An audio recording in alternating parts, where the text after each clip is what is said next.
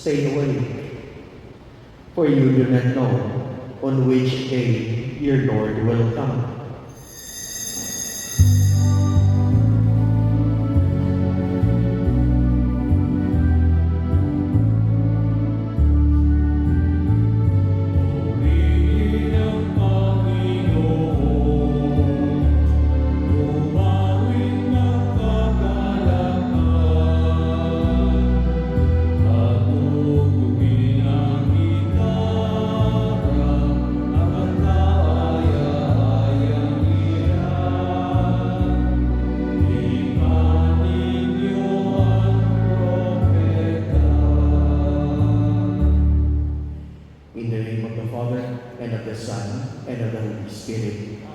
The Lord be with you. And with your spirit. My brothers and sisters, let us call to mind our sins and so prepare ourselves to celebrate the sacred mysteries. Stay awake, for you do not know when the Son of Man will come.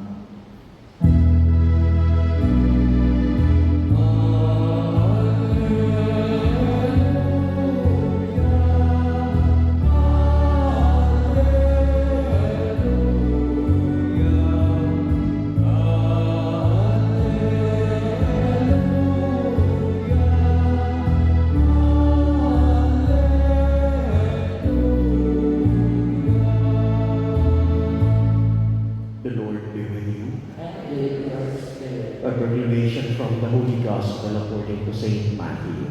Glory to you, O Lord.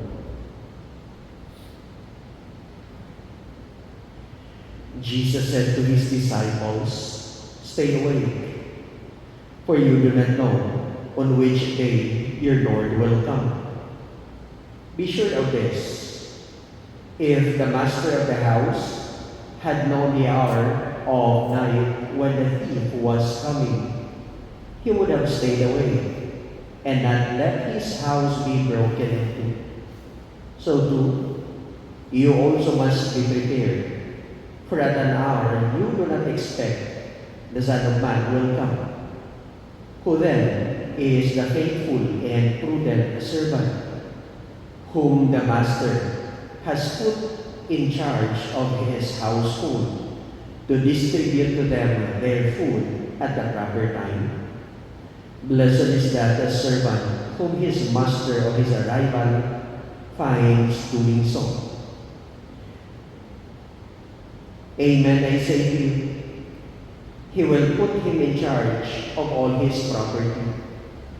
But if that wicked servant says to himself, my master is long delayed, and begins to beat his fellow servants and eat and drink with drunkards, the servant's master will come on an unexpected day and at an unknown hour, and will punish him severely and assign him a place with the hypocrites, where there will be wailing and grinding of teeth.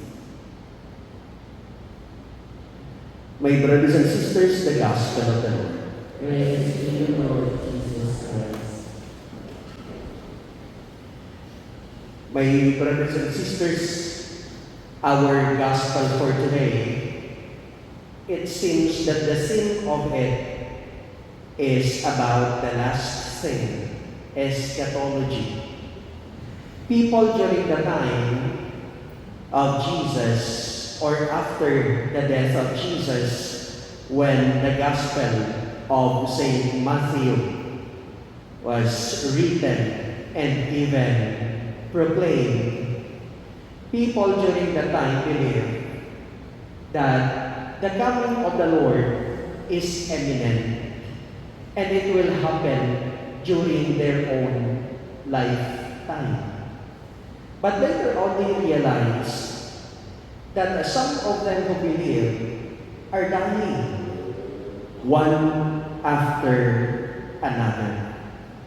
And here comes Matthew in response to this, that when it comes to the coming of the Lord, it is not necessarily mean that He will physically come. There are people who already experienced the presence of God in their own life. There are also those people who experience the presence of God happening, converting them. Sad to say, there are those people who claim that they experience and know God, but it did not happen in their own conduct of life. And whether we like it or not, if God will not come in our own existence here on earth, our time will come that we will die and we will face Him. My brothers and sisters, perhaps it is good. Today, we are celebrating the feast or the memorial of the mother of Saint Augustine, whose feast will be celebrated tomorrow. And today, the feast day of his mother. It is not a random celebration because through the tears and prayers of his mother, perhaps through the mercy and through the grace of God, Augustine was able to be converted. So in a way, the church give praise to the Lord for the mother of Saint Augustine, who introduced him to the faith, who introduced him to Jesus. And tomorrow, he will be celebrated. My brothers and sisters, Monica is not an extraordinary woman and wife or mother. He was just like you, perhaps during her own time. Her son, Augustine, was one of the treasures of the church. But when he was growing, even if he was not intelligent enough and good when it comes to the worldly standards, but his life being a Christian was lacking. And perhaps this is what our gospel would like to tell us. Well, it is good to provide for something and also to take care of our homes, our household. But please, do take care also of our family members. Bring them to Jesus. Introduce Jesus to them. Do not only provide for their education, money, good house, good name, but let them know that they too are children of God. Amen. You are indeed holy, O Lord, and out of all holiness. Make holy therefore this gift, we pray, by sending down your Spirit upon the light that you fall, so that they may become for us the body and blood of our Lord Jesus Christ. At the time he was betrayed and entered willingly into his passion, he took bread and giving thanks, broke it, and gave it to his disciples, saying, Take this, all of you, and eat of it, for this is my body, which will be given up for you.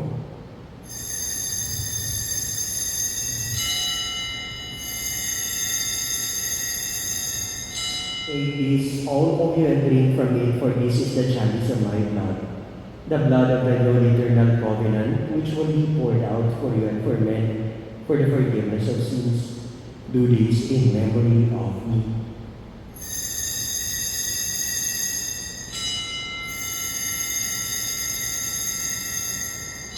Through him, and with him, and in him, O God Almighty Father, in the unity of the Holy Spirit, all glory and honor is yours, forever and ever.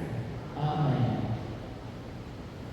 At the Savior's command, and formed by divine teaching, we dare to sing. Our Father, who art in heaven, hallowed be thy name. Thy kingdom come, thy will be done on earth as it is in heaven. Give us this day our daily bread, and forgive us our trespasses, as we forgive those who trespass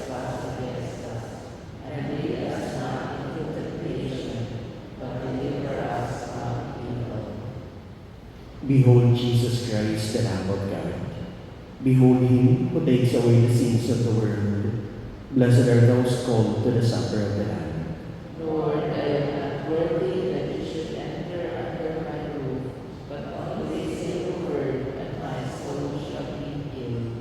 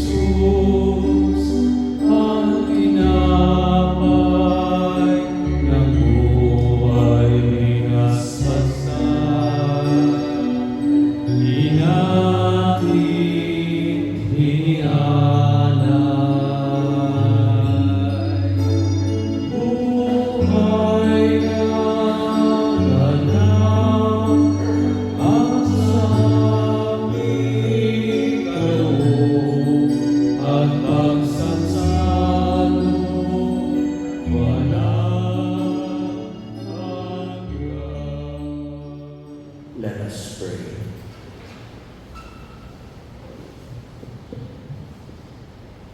May the working of this divine sacrament enlighten and inflame us, Almighty God, on this feast day of Blessed Monica, that we may ever fervent with holy desires and abound in good works through Christ our Lord. Amen. The Lord be with you. And with your spirit. And may the blessing of the Almighty God be with you all, the Father, the Son, and the Holy Spirit. Amen. The Mass is ended. Let us go in peace. Thanks be to God.